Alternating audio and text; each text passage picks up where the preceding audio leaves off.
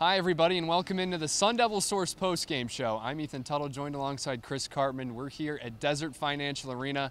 Just wrapped up Arizona State's 73-65 victory over the Washington Huskies. They improved to 13-3 overall and 4-1 in conference play. Chris, that's the best start in conference play since 07-08 season. Just a phenomenal start for the Sun Devils. What are your initial takeaways following this victory today? The score was not indicative of the blowout that ASU put on Washington in that game. They were up by 20 points at one point in the second half. First half, very slow, a feeling out process, right? ASU 28-26 at halftime. That 2-3 zone is tough to replicate in practices. I thought ASU was unfocused and didn't have the discipline that it needed to do on the offensive end. Second half, they were able to turn a lot of their defensive pressure into fast break opportunities, three-point shots, lob dunks all over the place. They opened it up, 45 points in that second half. Very impressive. 4-1 start, like you said. I didn't expect that from ASU necessarily this year at 13-3.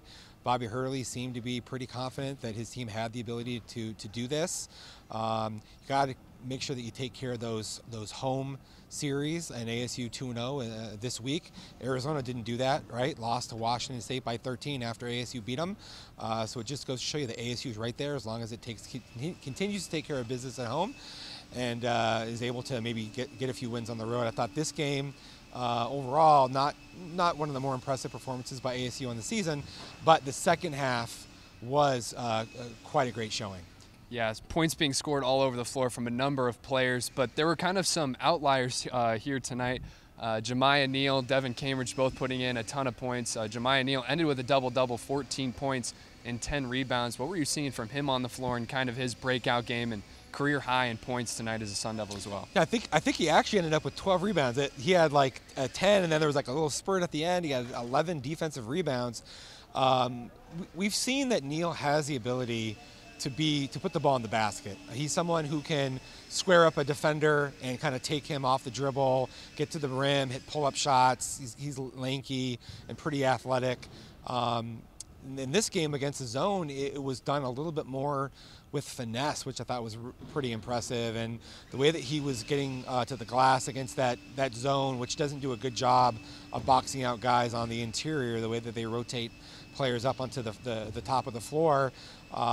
Warren Washington also had 7 rebounds early in the game and ended up with a double-double. That was easily Jemiah Neal's most impressive performance on the night, and indicative, I think, of what is possible for his future. I look at him actually as having about as good upside and NBA sort of potential as almost anybody on the roster.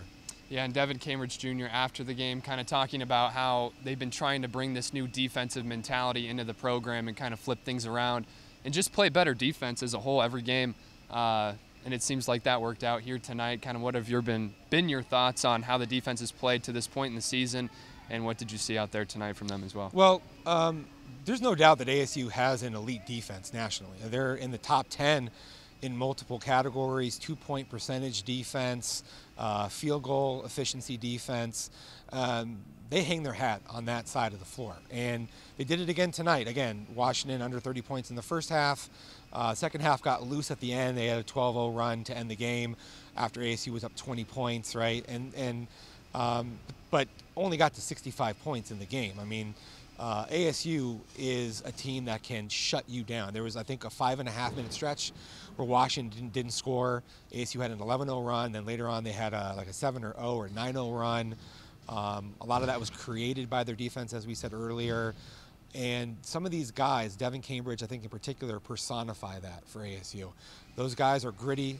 They work really hard. He also had the toughest defensive assignment probably on the night for ASU, handled that extremely well.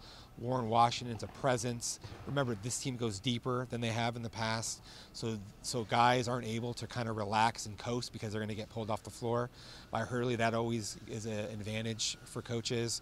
I just was struck by the fact that on a night when he had 7 dunks, which I'm sure is the most he's ever had in his career and is really high, he was excited about that, don't get me wrong, but he was just as enthusiastic talking about the defense and kind of what they want to do at ASU, and they've shown that consistently. That's what's enabled them to be in games pretty much every time that they play here or anywhere. Yeah, Devin Cambridge just absolutely showing everybody that he's a high flyer here at Desert Financial Arena tonight. But there's some more games ahead, Oregon and Oregon State coming up. Kind of what do you think the Sun Devils have to do to prepare for those games, being 4-1 for the first time since 2007-2008 season? I mean, this is a good start, but how do you keep it going and keep the momentum moving forward? Well, it's what we were just talking about. I think defense, right? ASU went up to Colorado. They trailed by 15 or so points in the second half. They were able to come all the way back from that. You got to learn from those experiences, right? They need to be better still on the offensive end of the floor. I think the coaching staff realizes that.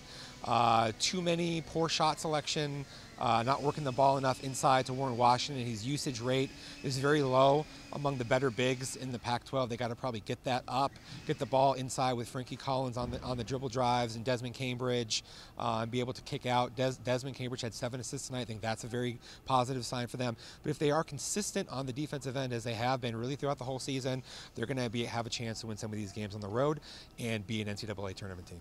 73-65, the final here from DFA. Sun Devils get the win. He's Chris Cartman. I'm Ethan Tuttle. This has been the SunDevilSource Postgame Show. Make sure to keep following all SunDevilSource's content.